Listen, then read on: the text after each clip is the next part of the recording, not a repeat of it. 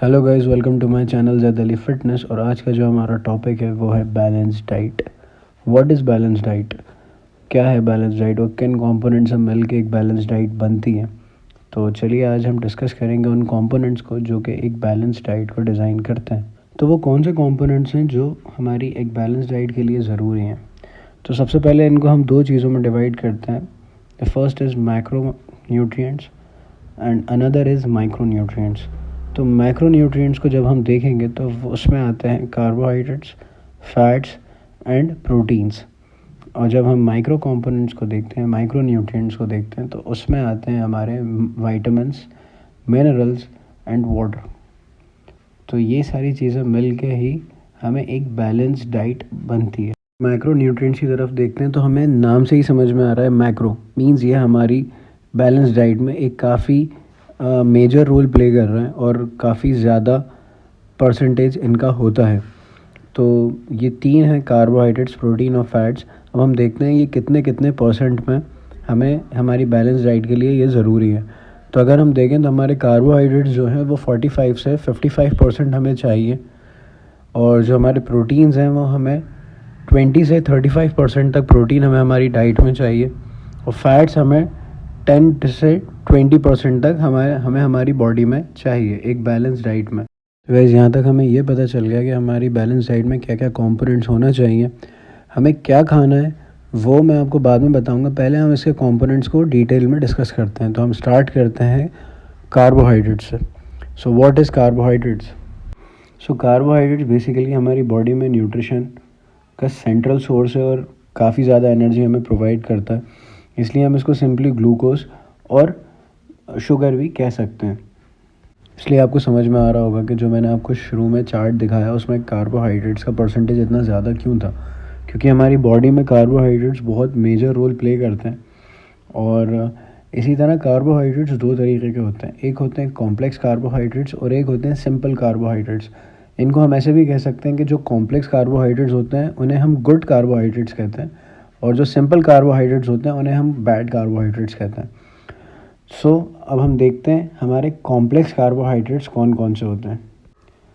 तो complex carbs, नाम से ही हमें समझ में आ रहा है कि बहुत ज़्यादा चेन्स हैं इसमें शुगर्स की, और काफ़ी ज़्यादा शुगर मॉलिक्यूल्स ने मिलकर इसको बनाया है कॉम्प्लेक्स कार्बोहाइड्रेट्स को।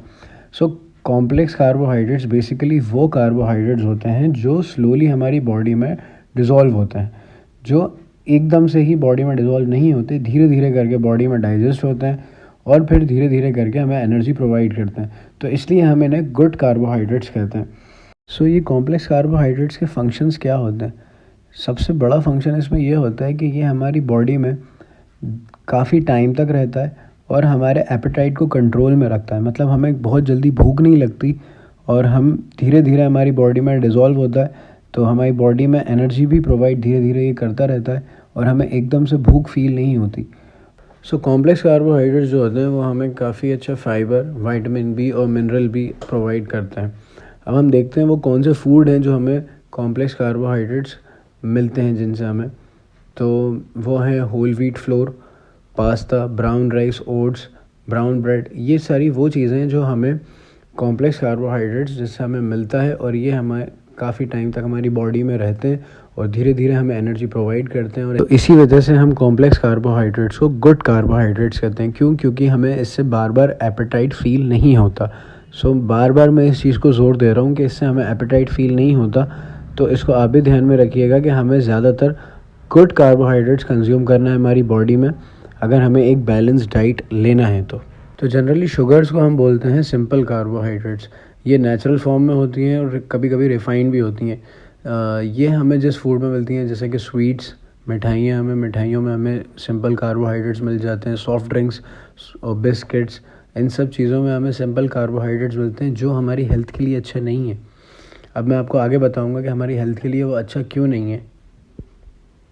तो यहाँ हमने हमारे दोनों कार्बोहाइड्रेट्स को अच्छे से समझ लिया। अब कार्बोहाइड्रेट से रिलेटेड एक टर्म है GI value, glycemic index. GI value is nothing, ये एक टर्म है जिसको हम ऐसे एक्सप्लेन कर सकते हैं कि हमारी ब्लड स्ट्रीम में शुगर कितना जल्दी, क्विकली, कितना जल्दी डिज़ोल्व हो रहा है। ठीक है, तो अगर लो GI फूड है तो वो धीरे धीरे शुगर को रिलीज़ करेगा और आपकी बॉडी में धीरे धीरे करके आपको एनर्जी प्रोवाइड करता रहेगा for longer period of time. और हाई जीआई फूड्स वो होते हैं जो आपकी बॉडी में एकदम बूस्ट होता है शुगर और एकदम आपको एनर्जी मिलती है, देन आपका ब्लड प्रेशर एकदम लो हो जाता है।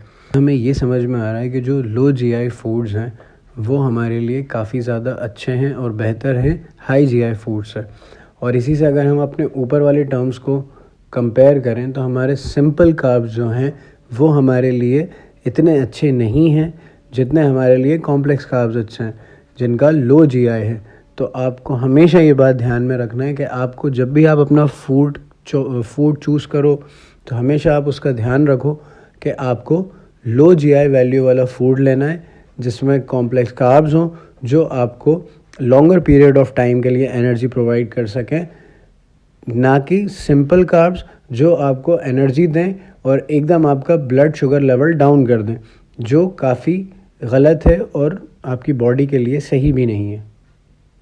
सो कार्बोहाइड्रेट से रिलेटेड एक और छोटा सा टॉपिक है जिसे हम बोलते हैं फाइबर्स। तो फाइबर्स क्या हैं? ये हमारे कार्बोहाइड्रेट्स में इंक्लूडेड रहते हैं। इनका फंक्शंस क्या होता है? ये हमारे ब्लड शुगर लेवल को रेगुलेट करते हैं, मतलब हमारे ब्लड शुगर को ज़्यादा शूट और ज़्यादा लो नहीं होने देते, हमारा बाउल फंक्शन अच्छे से रखते हैं और हमारे जो डाइजेशन है उसको काफ़ी अच्छा रखते हैं। इसलिए हमें फ़ाइबर्स भी काफ़ी ज़्यादा ज़रूरी हैं। और ये हमें किन फूड से मिलता है? तो ये हमें mostly beans, vegetables, fruits, oats, whole grain, brown bread, brown rice, nuts, seeds, इन सब में हमें फ़ाइबर मिल जाता है। तो हमें हमारी बॉडी में प्रॉपर डाइजेशन के लिए भी फ़ाइबर्स काफ़ी ज़्यादा ज़रूरी हैं। तो हमेशा आप जब भी अपने बैलेंस डाइट डिज़ाइन करो तो उसमें फ़ाइबर्स होना बहुत ज़रूरी है। क्यों? क्योंकि फ़ाइबर्स आपको काफ़ी ज़्यादा अच्छी आपकी हेल्थ को रखते हैं और आपको कॉन्स्टिपेशन से बचाते हैं। मोस्टली लोगों को शिकायत होती है कि हमें कॉन्स्टिपेशन बहुत है, तो कॉन्स्टिपेशन के लिए सबसे अच्छी चीज़ जो होती है वो होती है फ़ाइबर्स। तो हमेशा आप फ़ाइबर्स को अपनी बैलेंस डाइट में और अपनी डाइट में इंक्लूड रखें। और मेनली ये अगर आप इसका इम्पॉर्टेंट सोर्स देखें तो आपको ये ग्रीन लीफी वेजिटेबल्स में काफ़ी ज़्यादा मिलेगा। तो आप वेजिटेबल्स को भी अपनी डाइट में कंज्यूम प्रॉपर रखें। गाइस, यहाँ पे हमारा कार्बोहाइड्रेट्स पूरी तरह से कंप्लीट हो गया है। होप आपको ये वीडियो में कार्बोहाइड्रेट्स क्लियर हो गया होगा कि कार्बोहाइड्रेट्स क्या होता है। अब ऐसे ही हम अपनी नेक्स्ट वीडियो में प्रोटीन्स, फैट्स, मिनरल्स, वाइटामिन्स को हम जितना लंबा हमारी सीरीज़ है हम इसको कंप्लीट करेंगे और धीरे धीरे आपको समझ में आएगा कि आपको क्या क्या चीज़ें ज़रूरी हैं। और आपने ये सीरीज़ अगर अच्छे से देख ली तो आपको किसी भी न्यूट्रिशनिस्ट की ज़रूरत नहीं पड़ेगी अपनी बैलेंस डाइट और अपनी डाइट डिज़ाइन करने के लिए। आप ख़ुद ही अपनी डाइट डिज़ाइन कर सकते हैं। So keep watching, keep supporting. और मेरी वीडियो अगर पसंद आई है तो इसे लाइक करें, शेयर करें, कमेंट करें और चैनल पे नए हैं तो सब्सक्राइब कर लीजिए। और ऐसी और वीडियोस के लिए इस चैनल पे बने रहिए। Thank you guys, thank you so much.